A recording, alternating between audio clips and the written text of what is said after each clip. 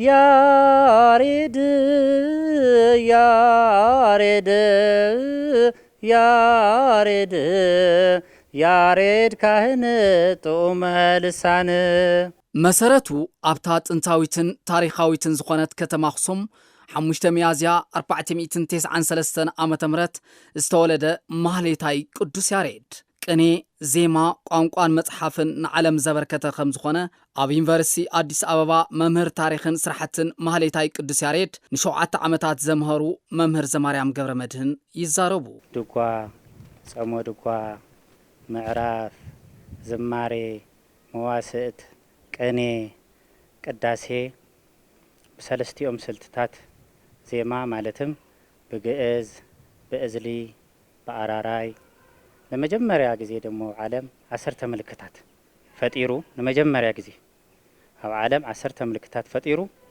ድምጺ ወይ ዜማ ክጽሓፍን ክንበብን ነትውልድ ክሸጋገርን ዝገበረ ፍሊ ዘብሎ በዘይ መቅረጸ ድምጺ ን1500 ዓመት ተሰኒዱ ካብ ትውልድ ክተሓላለፍ ዝገበረ ሊቅ እዩ። ማህሌታይ ቅዱስ ያሬድ ልዕሊ 20,000 ድርሰት ሰበኸን መጽሐፍ ቅዱስ ብዜማ ዝደረሰን ንዕቤት ዘመናዊ ሙዚቃ አበርክቶ ዝገበረን እዩ ዝብሉ መምህር ዘማርያም ቋንቋ ዕብራይስጥን ዓረብኛን ድማ ዝተርጎመን ብዝሩ ጽሑፍ ዜማ ዘንበረ እዩ ኢሎም። ደራስን መምህርን ናይ ዜማ ደራስን መምህርን ናይ ቅኔ ደራስን መምህርን ማህሌታይ ናይ መንፈሳዊ ዜማ መቀነባበሪ መጽሐፍ ቅዱስ ብዜማ ሓዚ ኣብ ናይ ዓለም ታሪክ ክንርኢ ከለና ኣብ 12 ክፍለ ዘመን ብዜማ ዝጀመርዎ ማለት እዩ። ምልክት ሰሪሖም ንክንበብ ንክጽሓፍ ናብ ትውልድ ከሸጋገሩ ዝጀመሩሉ ጊዜ 12 ክፍለ ዘመን ዝብል ኣብ ናይ ወርልድ ሚውዚክ ማለት እዩ። ስለዚ ፈለማ ይገብረሎም ኣቦና ማለት እዩ። ስራሕቲ ቅዱስ ያሬድ ኣብ ስርዓተ ትምህርቲ ተኻቲቶም ማእኸል ምርምርን ቱሪዝምን ክኸውን ኣብ ዝድህሰሱን ዘይድህሰሱን ሓድግታት ክምዝገቡ ዝምልከቶ ኣካል ክሰርሐሉ ይግባእ ድማ ኢሎም። ቅዱስ ያሬድ ደራሲ እዩ። ካብኡ ዝበዝሐ ዝደረሰ ድርሰት የለን ኣብ ዓለም።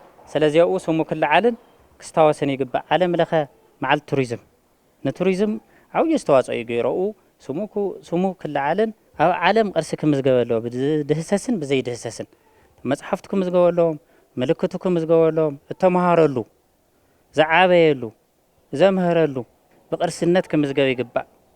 ኣብ ዩኒቨርሲታት ኮሌጃት እውን ኣብ ትግራይ ዩኒቨርሲታት ኮሌጃት ናይ ቅዱስ ያሬድ ታሪኽን ስራሕትን በሰፊሑ ክወሃበሎ ከም ቤተ ክህነት ከም ትምህርቲ ቢሮ ቋንቋ ግዕዝ ካብ ቀዳማይ እስካብ ኣፍታን ንኽእል ኣፍታ ክልልና ካብ ቀዳማይ እስካብ 12 ክፍሊ ክንህብ ይግባእ። መሰረት ታሪኽን ምዕባለን ዝኾነ ህዝቢ ትግራይ ንዘጋጥምዎ ጸገማት ሓድነቱ ብምጥንኻር ክቃለሶምን ትንሳኤ ትግራይ ክኸውን ካብ ቅዱስ ያሬድ ትምህርቲ ምውሳድ ይግባእ ኢሎም መምህር ዘማርያም ገብረ መድህን ህዝቢ ትግራይ ብዙሓት ፈተናታት ሓሊፎሞም እዮም ብዙሓት ፈተናታት ሪኦም ሓሊፎም እዮም እቶም ፈተናታት እውን ኣሸኒፎም እዮም።